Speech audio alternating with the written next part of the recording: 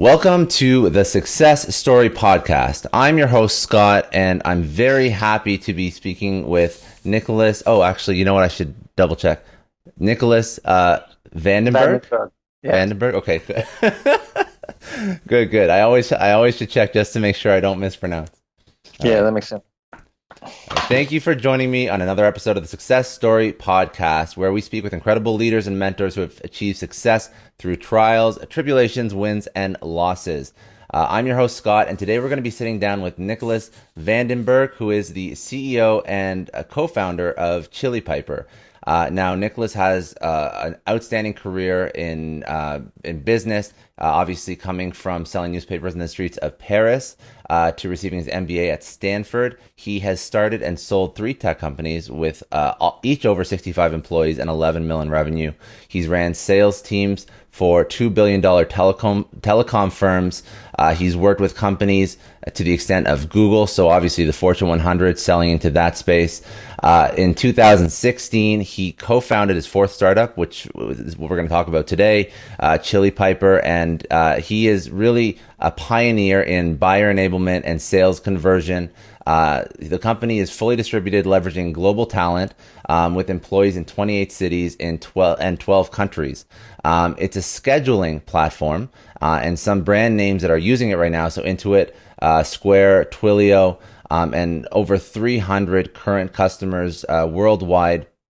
Now, Nicolas bootstrapped Chilipiper past 2 million annual recurring revenue before attracting any sort of seed funding. So this is something that he's built out entirely from the ground up on his own. So a whole bunch of accolades on your resume.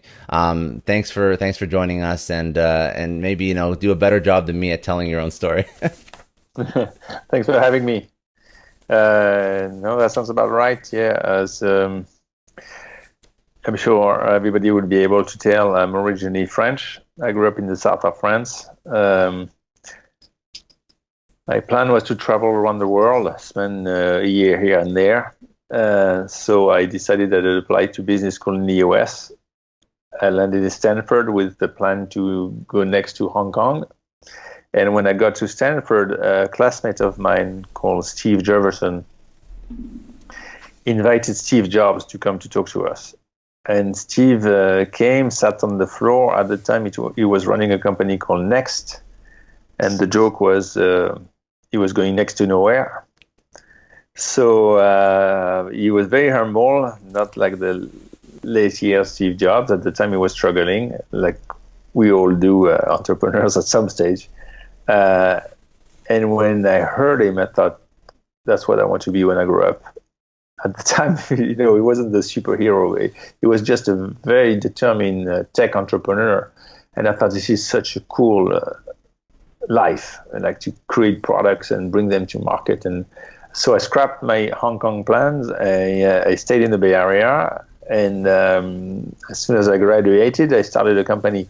And as fate would have it, my partner in my first company was John Sculley. So Steve Jobs' nemesis, completely randomly. It's just I was introduced to him when he was the CEO of Apple. He had some ideas, some technologies, and we decided to go in business together. So that has been a funny twist in my start. And ever since I've been doing tech companies. You mentioned I had 3 successful build and exits in the tech world. For a while, I thought I'd become a venture capitalist because, that's what entrepreneurs become when they grow up. They just sit on the other side and say, but why don't you try harder? Like these days, I hear venture capitalists say, I think entrepreneurs need to cut their salaries, And I'm thinking, oh yeah, how about you cut your salary, Show me how you do it. Send me a screenshot. But anyway, I that wasn't for me.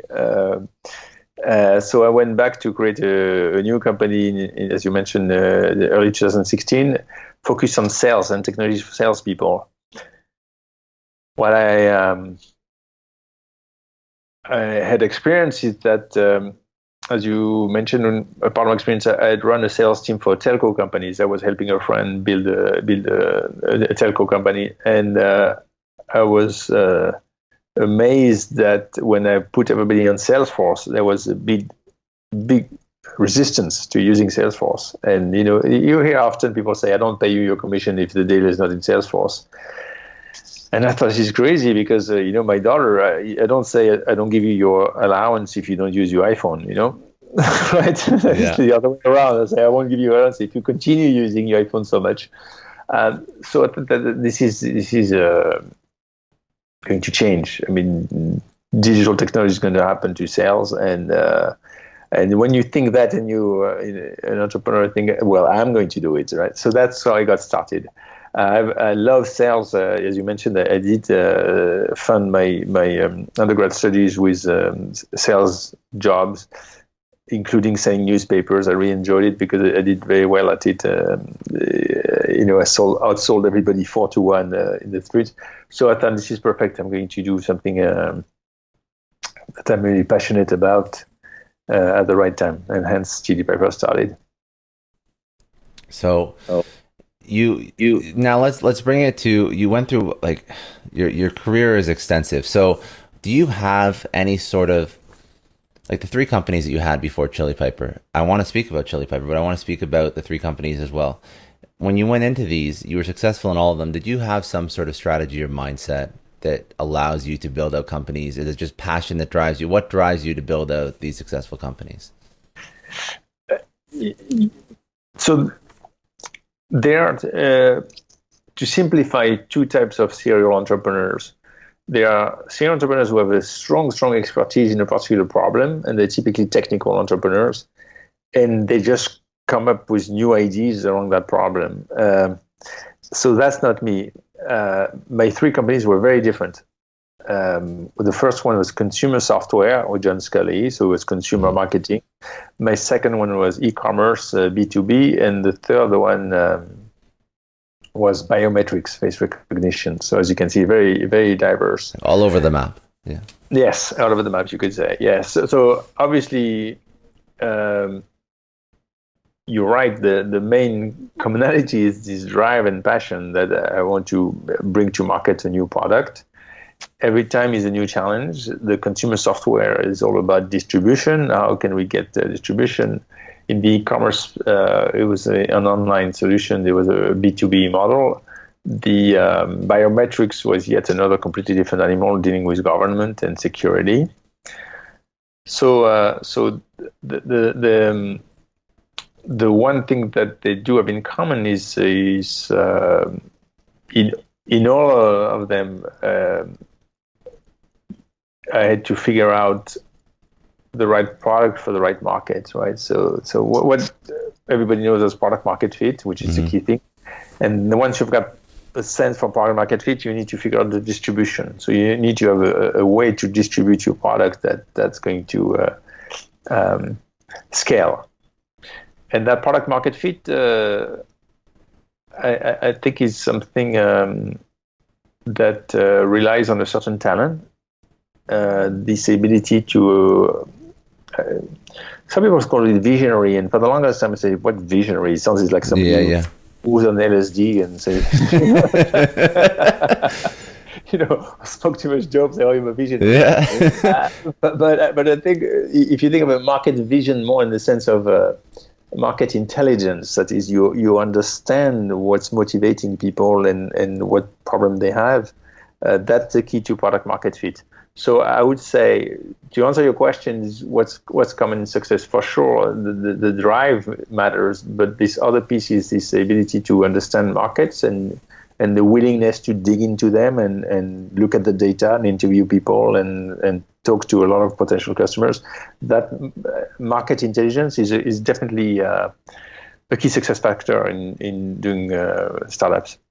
I think that it's something that, I don't know if it's purposeful that you found that you have a passion for, or it could have been accidental, because like you mentioned, you 3 startups, you could be a VC, but you dove into a 4th one. So why did you decide to continually build new things when you could have taken a break, taken a step back? So I did take a long break.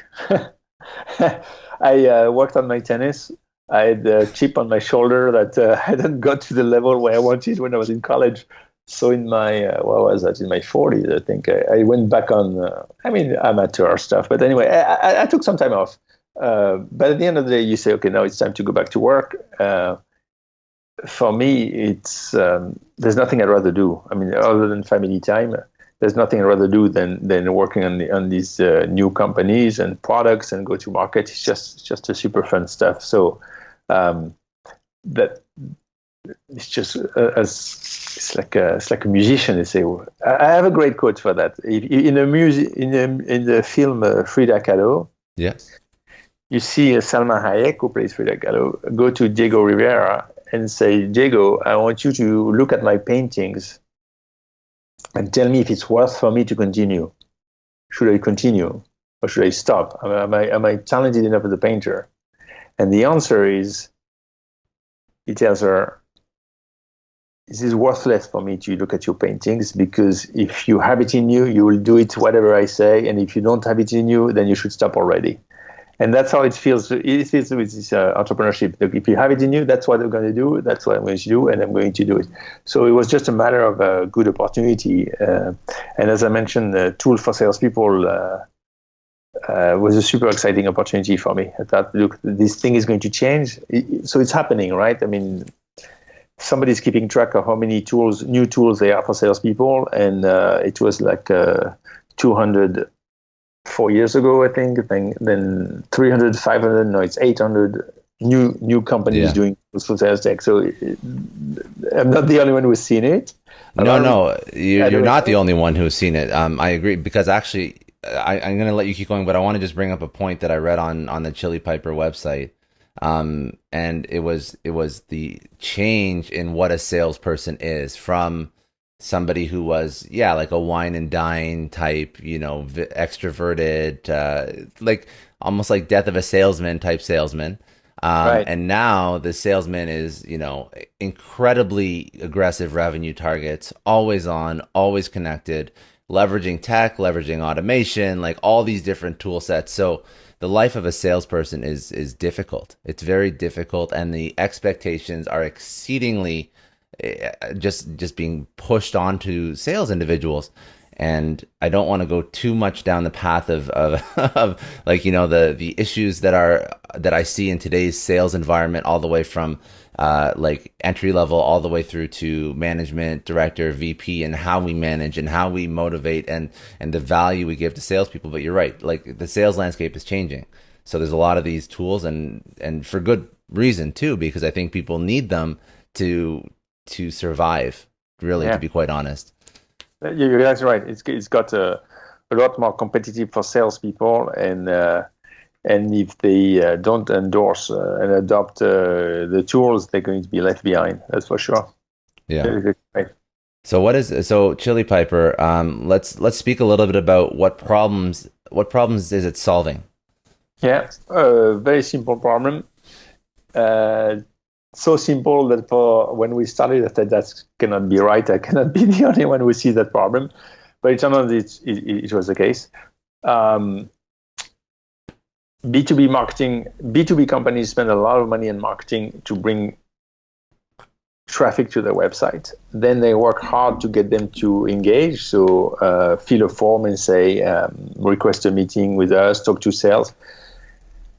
And when the prospects fill the form and submit the form, he or she gets a thank you page that says, thank you, somebody's going to call you. And then they're left wondering, who is going to call me and when? So it happened to me when I wanted to buy LinkedIn Navigator for my team, and I went to the LinkedIn website, I submitted the form, and I guess somebody's going to call you. And then a week later, nobody had called me. It turned out somebody did call me. It was a 408 number, and I didn't pick up because I don't know anybody well in 408. At least I didn't know this number, and so I missed that call. It turned out companies lose more than half their pipeline to that process of somebody calling back, but by then it's too late. And that didn't make sense to me. So we built what we call a concierge for your website. So it's a little JavaScript. When the prospect submits the form in real time, we take the data, we qualify the prospect, so we make sure it's a valid prospect. Then we find the right rep that should be in touch with that person. We dial the rep, we dial the prospect, they're connected. And if the rep is not available, we can retrieve the calendar's availability of the rep, display them to the prospect, and say, here, pick a time. Either way, the prospect is as instant gratification that they either on the phone with the right person or the time schedule for that with this person. And the magic happens, the conversion rate double, right? Which we didn't expect. So when people no longer lose their pipeline and they go from typically the industry barrier pre-Chilipiper is 40% conversion, which means that companies lose more than they lose 60 out of 100 people who want to talk to them. And with Chilipiper, you get to 80 to 90%. So you double from 40% to an 80 to 90%.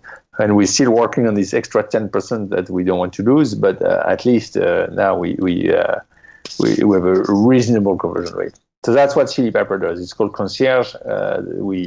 As you mentioned, we have a lot of very visible companies as customers. And around that, so we do much more than scheduling. We connect by phone, we follow up, we send emails for those who haven't booked, the 10% to catch this 10%. We are very well known for scheduling still because we do a really good job at presenting these options and doing it in a clever way. So typically companies say, hey, I want all my teams to use Chilipiper for scheduling because you do such a good job with it. So we have had a net revenue retention of 140% because companies just extend us to the other teams and they always find creative ways to use us. For example, Forrester is a big customer. They use us to book meetings with the analysts, which is their core business. And there's a lot going on around that process, right? You have to open a Salesforce case, then you have to assign to the right analyst. There may be more than one analyst. You have to combine their availability. You have the customer success rep to attend the meeting. You have to update Salesforce afterwards. So the whole bunch of things that need to happen, and we do it off the shelf in one step. So that's our business. We've been doubling year over year, and it's a relatively easy to sell solution because the ROI is so obvious. Now, it turns out that people don't actually make decisions based on ROI, so I should qualify that statement. If people just decided on ROI, our sales process would be 30 seconds. It turns out people have more other concerns, like how much time does it take to deploy? Do I need to change my process? And that's why our sales team is doing a really good job in handling these concerns. But the solution benefit is very clear. It's funny because it's solved. Like, again, it's another automating tool, but it's not. It's like, I think a lot of automation tools, sales automation tools, are focused on reaching the customer. So how do you send the most amount of emails to the most people? How do you connect to the most people on LinkedIn or whatnot? But this is just basically removing all the administrative tasks and the manual tasks from after you bring that lead in, which I don't know the stats, but I do know that I've seen studies on how many the percentage of time that sales reps don't actually spend on selling. So this is just another like I really actually enjoy. I saw that it was a scheduling tool. I didn't realize it had the phone component, because I think the phone component is I've never heard of that piece before, where you have that automatic connection between the sales rep and the prospect. So what results do you see because you said you don't sell on ROI, but that's fine. You can sell a little bit on ROI. So I wish I could say on ROI because ROI is so strong. It's more like buyers don't buy on ROI. It's surprising, but it's true. Or at least they buy on a more broadly evaluated ROI than we know. So, say differently, you go to a buyer, say, this is the ROI you're going to get. Typically, they'll discount what you say. They won't believe you, and won't make them buy. Fair enough. So you have to do a bit more work. Now, so the product itself makes a ton of sense. But I want to sort of pick your brain because you're a 4X entrepreneur. So there's obviously business lessons that you've learned that are agnostic of product and industry. So when you bring something like this to market, you've brought this to market successfully, but there's also a strategy you've employed where you're using a fully distributed workforce, which I thought was very interesting too. Mhm. Why did you choose to do that? Because now it works well with what we're dealing with right now, but traditionally that's not something that a lot of people do. Because in January 2016, I thought, what if a virus happens? And then we need to work from home. I say, okay, let's do it. I'm just kidding. No, there were two reasons why we did that. The first reason, and when I say we, my wife Alina is my co-founder. She was running, she had very senior positions running product at Bloomberg and Pearson, and eventually she wanted also to cut her teeth in the entrepreneurial world. So we started the company together, and we have this fundamental belief that there are smart and talented people everywhere. Often I find that people are a bit naive about that aspect of life. They'll say, oh, the Russians are like this, the Chinese are like that, the Brazilians are like this, and we all sorts of cliche. Actually, all sorts of funny joke about these cliches. But what we're finding is that there are talented people everywhere, in Russia, in China, in Brazil, in the US, in other places. And so our first principle said, let's find them wherever they are, and let's not restrict. We're in Brooklyn right now. Our pool of talent to Brooklyn. It makes no sense when there's an entire world out there. So that was the number one reason. Let's get access to talent everywhere. And the second reason is now it's 2020. A lot of work is done on the computer and can be done online. As a result, you don't have to be in a particular place to do your work. You can be anywhere. And Alina and I love traveling. We love being in different places. Every summer, I spend at least a month in Europe, in France, and at least even more, like 5 to 6 weeks. And I want to be free to do that. And if I want to be free to do that, I want my employees to be free to do that. I want them to live where they feel happy. So that's the second reason. Say, we hire you wherever you are, and then you go wherever you want, and you live the life you want, as long as you're productive. There are every tool needed to be productive remotely, so it's working beautifully. And the other thing that I wanted to touch on, so that makes a lot of sense, was actually before I go on to the marketing and the take to market of Chilipiper, was it difficult to build that out, or have you had experience like doing this before with previous companies? I had experience working with multiple locations. So I had experience with an office in Paris, an office in San Francisco, or this kind of configuration. Yeah. So I could tell that you can work remotely. I'd never gone fully distributed. Actually, you mentioned I think 20 cities. No, we 42 people in 36 cities. Oh. I think we've grown since we last numbers. So 42 people, 36 cities, 16 countries. I joke that we just hired a guy in London, and we said, look, can you go somewhere more exotic, because London doesn't look so good on our list, Find some. We have a guy in Medellin in Colombia, so he sends us screenshots that are so beautiful that 3 other people decided to go there, and they actually did before the virus. And really? Moved. Yeah, it was a headquarters because with the largest number of people over there. So it's completely transparent to us where people are, and it works the same. I don't even know when I get on a call with somebody where that person is, and the work gets done the same way. I just wanted to highlight that because there are companies that do distribute it. A lot of them don't, and a lot of them had to modernize for what they're dealing with coronavirus right now. But the fact that you've done it so successfully and that you advertise the fact that you've done it successfully, I think is something that people can learn from. Because I know that like the landscape of what a professional environment is changing.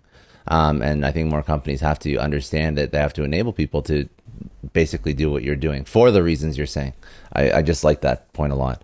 The one thing I wanted to discuss, so again, you've taken the 4 companies to market. They've all been very different, but you obviously have some idea. You said product market fit. You find that product market fit. So how do you find that product market fit? Do you have like a process or whatnot? And then how do you take the product to market agnostic of industry? I do have a process that came up with over the years. It's based on an acronym, and that acronym is BAGS. Bags. I've never heard that one. Yeah,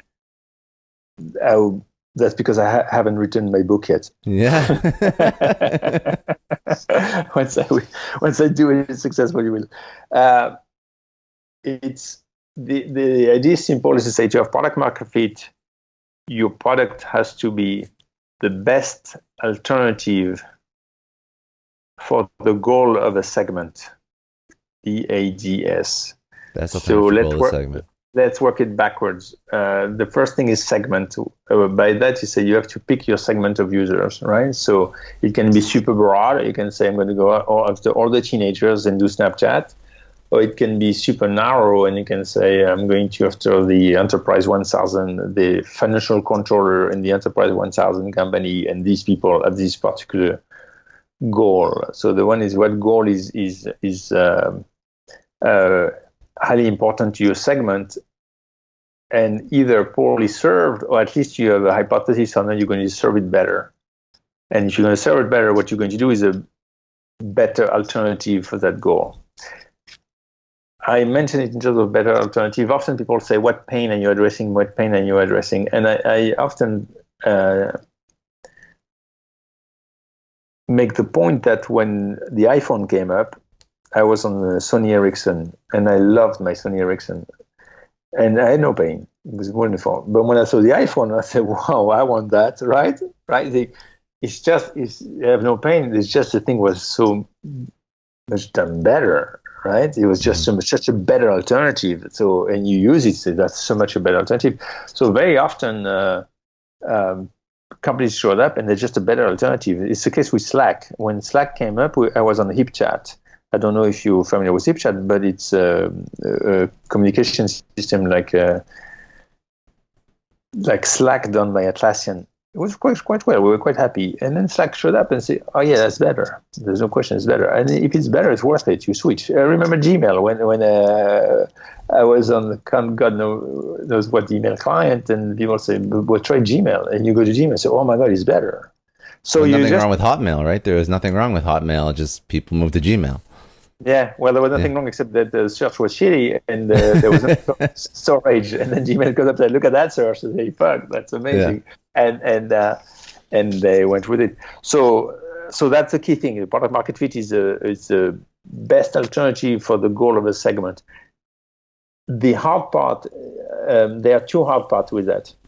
Identify a segment is easy, right? You can decide which segment you're going after. The first hard part is identify a goal. It sounds difficult, it sounds silly, but it's actually never too clear whether people really have a goal.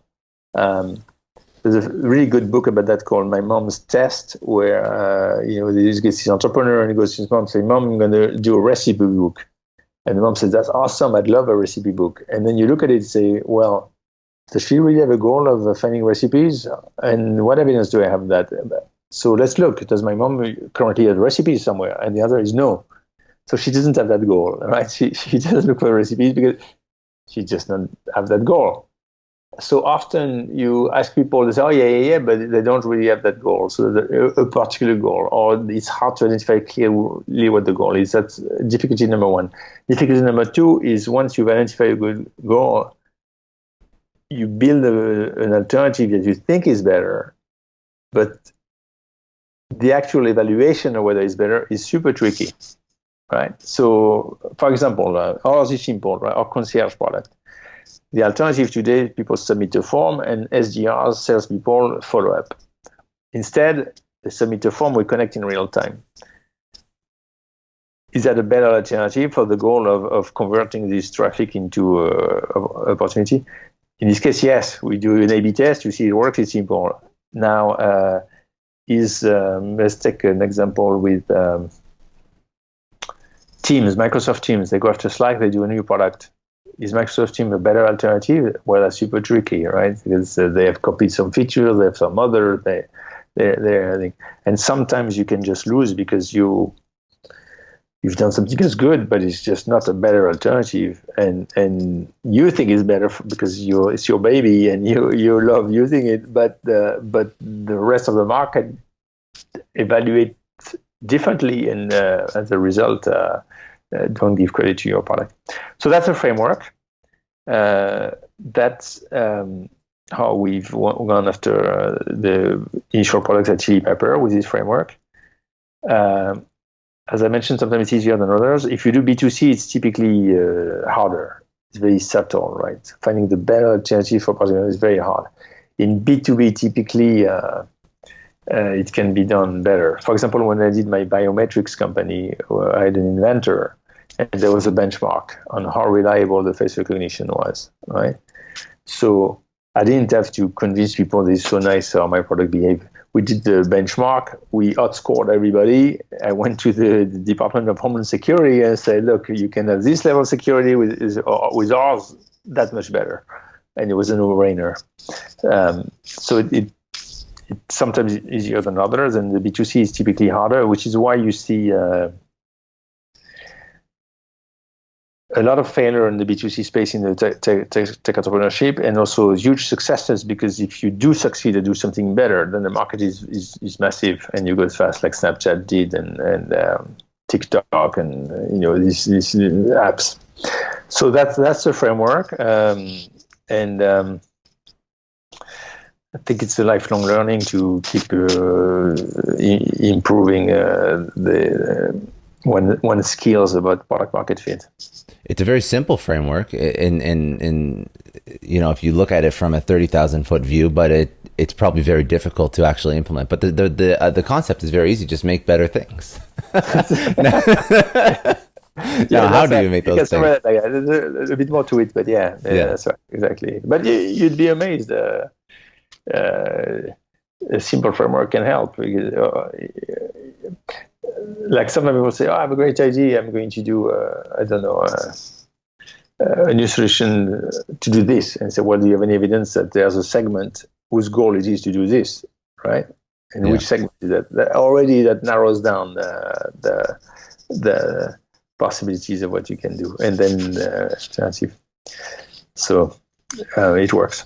No, I love it. I wanted to ask a couple more questions just about like your insights over your years at your companies and whatnot. But before I move off the topic with Chilipiper, was there anything else that you wanted to bring up that we didn't discuss? Well, on the product side, I do want to bring up the fact that it's an ongoing process. So, we did this concierge solution, it worked with selling, but then we keep asking ourselves, what else? What else can we do, right? So we're about to release in private beta a new solution along the same lines of this simple idea. Say, why didn't people think of it earlier? And the idea is to be able to comment in emails. So you work with a team, you get an email from your customers, and you want to ping somebody to say, "Hey, can you help me with that?" Yeah. It could be, or you're the head of a team, right? So you're going to have your reps, and it's very timely. Right now, I get tons of pings from my reps saying, "Hey, they're asking for a special favor, right? Because although they're affected this way, they need us to do something different for them." So you constantly have to address particular exception, but you want the full context, right? If the rep tells you they need to delay the start date, do we agree to it? You want the full context. And so what we do is that we syndicate email threads. We share the email threads. So for you, you'd say, if one of your reps pings you, you'll see all the thread of all the exchange of information. And then you're able to give very valuable advice and make the right decision because you have the full context. So it's the idea to share email threads among people and let them comment and discuss around them. We're going to bring that to market in 3 weeks. We call it Collaborative Inbox. It's an extension in Gmail and soon in Outlook to let people comment in their Gmail. We also have our own inbox where people can do a few more things. And we went with the same bag thing, right? So which segment, salespeople, what is their goal is to provide the best answer to their customers in their email, the most appropriate answer, and plus getting the right decision faster. how to do that with sharing of email threads and commenting on them. Now, a problem like that, how did you come to the conclusion that this was something that you had to solve? Like, that's what I really am interested in, because I understand it. It makes sense. But what was the thing? What was the straw that broke the camel's back? You said, I can't deal with this anymore. And then that prompted this brainstorming session or whatever. How did that happen? So let me say, in the case of concierge or existing products, the way it came is that I talked to a lot of people. They told me I'm converting at 40%, and that hit me that it was mistaken, that you can't possibly lose 60 of your. So I saw the problem, and I think let's find a solution. So it was an engineering challenge to find a solution, but the problem was clear. In this case of a collaborative inbox, it's not the same, because nobody came to me and say, I'm losing 60 of my emails, right? Something like that. So it was not a problem where let's find a solution. It was more of this concept of a better alternative, and not the answer to your question, how did you come up with that solution? First, we thought we have to do better inbox. There's got to be things that salespeople need in an inbox that are not well served. That was the core theory, because it seems odd that my mother, who's 90, used the same tool as you. She used Gmail, right? To do what you do professionally and what she does as an amateur. So somehow I think that it's very odd. So that came from that different angle where in a sense, we were looking for a problem, which is often very dangerous, right? Yeah. You imagine problems. But that's how we got started. We said, what things could be helpful? So we started exploring for example, integration with CRM, which is quite obvious. Give more context to the email. That makes sense. Obviously, taking action on an email with serving a task. So say creating a task on an email. So little ideas like that. And then we came up with the idea, said, well, how about the idea to be able to ping somebody on that particular email? Right, that would be helpful. Yeah. So that's how it came up. We were exploring ways that we could improve, and we came up with that one. And what we did is that we deployed it internally. So we said, is it true that it's a better term? And we use it non-stop, right? I have a whole feed of comments and questions from Chili Inbox. We call it Chili Inbox.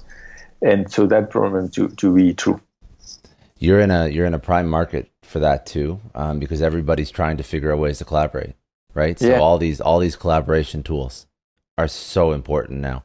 And I think that as we come out of coronavirus and hopefully life gets a little bit back to normal, I think the whole, ecosystem of collaboration tools is going to become that much more important, because you're going to have people that are going to push back on having to work in office after they've been unable to work from home and whatnot. So yeah, it's very timely and it makes a ton of sense. Yeah. Yeah. Okay, I have a couple. I thank you for bringing that up, because I like that, and I do like that you point out it's sometimes dangerous to look for a problem, but if you know enough about your market and you can sort of think through. That's why I also find why the most successful entrepreneurs are people that come from their own industry. I think that most are, not all, but I think most are people that come from their own industry and they're solving a problem they already understand. Now you just have the ability to find problems in industries that you may have not grown up in, but still that really is the way to be successful. I'm pretty sure as an entrepreneur. Yes, of course, it's more likely to succeed if you really know your industry, your problems, and what solution you bring to the question. Yeah, no, that's very good. A couple questions, like I guess life questions is probably the best way to put them.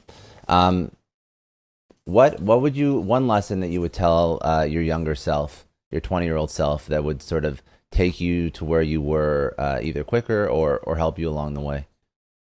Yeah, I'd say just go for it earlier. I became an entrepreneur, I think I was 28, so it's reasonably early, but if I'd known, I would have done it earlier. So have more confidence in yourself, but do your homework. So when I look at the things that where I had some problem or fail, it's always because I didn't do my homework. But by that I mean I didn't research enough the market. I didn't talk to enough people. I didn't go and gather enough data. And data sounds abstract, but it's really go do your homework in the reality. Make sure that you've talked to a lot of customers. Don't fool yourself. Make sure you're objective. So the combination of the two, which is, in one hand, have more confidence, but then don't earn that confidence in yourself by doing the homework. I love it. Where do you go to learn? Do you have a mentor or a person, or do you have a book that you'd recommend, podcast? What's your go-to resource? Books. I go to books and then I do a lot of research on my own. So podcast is relatively new. So to me, because I don't. So one of the great things about working remotely is that we don't have any commute. We don't, right? Yeah. I don't get in the car 45 minutes in the morning. So a lot of people listen to the podcast in their car and they have a chance. So now I've got into podcast and I love it, and I'm glad that you have put together your podcast. It's awesome. Yeah. Well, you don't no. So this is not an invitation to promote my podcast. I want. I'm just look, it's great. Thank you. I'm just finding that. You can learn a lot from podcasts. So my source of information is diverse in that way. Books, podcasts, online reading. Do you have like a title that you would recommend the people that you're reading? These days, we at Chilipiper, we're spending a lot of time on the book by Chris Voss called Never Split the Difference. Yes, yeah. Because he does a really good analytical job around why people make certain decisions, how to get them on the right tracks. So that's a strong one. But there are a lot of them, right? There's so much we need to learn altogether, right? So I think that's the overall lesson is to just just keep something ongoing. If it's a podcast, book, whatever, just have that. For me, I've actually I've gravitated more towards podcasts just because I find them easier and they're bite sized and they don't take as much commitment to consume, and you get access to all these incredible people quite quickly. But I've also, there's books that I love and I've read Never Split the Difference by Chris Voss, and the hostage negotiator turned sales coach, whatever. I love it. How do people connect with you or Chilipiper if they want to reach out? They can just come to our website, chilipiper.com. It's a play on word, right? So it's not pepper, it's piper. Yeah. And then if they want to connect with me, so I know it's going to sound crazy, but I was always on the quest of more productivity. I want to be more productive. And so I tried a whole bunch of to-do lists, and I found that my to-do list kept increasing instead of decreasing. So it was more and more there. So I thought, that's not right. So I decided to start another company and do my own to-do list with a twist, with a focus on achieving. And so the idea that we went live a couple of weeks ago is called Gypsy Time. And what it does is that it helps you, when you get to a task, it helps you focus. So it closes down all your tabs. It gets you focused. And when you finish, it will reopen your tabs and take you back where we are. So if you, that's the other place where you can find me on the internet. If you go to Gypsy Time on that website, this is a tool I'm using to be more productive, and everybody can try it. Gypsy Time is spelled GIPSY. That's the spelling of gypsy. There's a whole bunch of possible ways to spell gypsy, and that's the way we chose. So gypsytime.com. How did you get the motivation for the name? Is it like is there a story behind it? I'm curious. There is a story behind it. My wife Alina is from Romania. Yeah. All right. There's a lot of gypsies over there, and we had a little baby, and so it looks like a gypsy, but of course the gypsy is actually a subset. So it was a joke on her. It was a joke on her. Well, I think the little gypsy is going to help me to start it. The premise is smart. You know about like flow state and that those concepts, just like being able to be hyper focused like that. That's exactly what you're doing. Like some of the ideas you bring are very, very smart, and they're things that like we all try and do, but we've never found products for. Like I think that like you have an app that closes down my tabs and shuts off all the things. I have to do that myself, or else I don't get any work done. So, Yeah, right, that's right. So it yeah, does it. Yeah. yeah, very good, very good. So that's all I got. So thank you very much. I really appreciate the chat. Yeah. Thanks for having me. It was very No, fun. no, my pleasure. So just to close it off, this has been another episode of the Success Story podcast. If you haven't already, please like, subscribe, share with all your friends, families, peer, coworkers. You can always leave us a rating. Any rating is fine as long as it includes 5 stars. And if you haven't already, you can catch this podcast wherever you can download or stream podcasts, and you can also watch it on YouTube. Thanks again for listening. This is Scott signing off. Have a great week. Have a productive week, and we'll speak again soon. Bye now.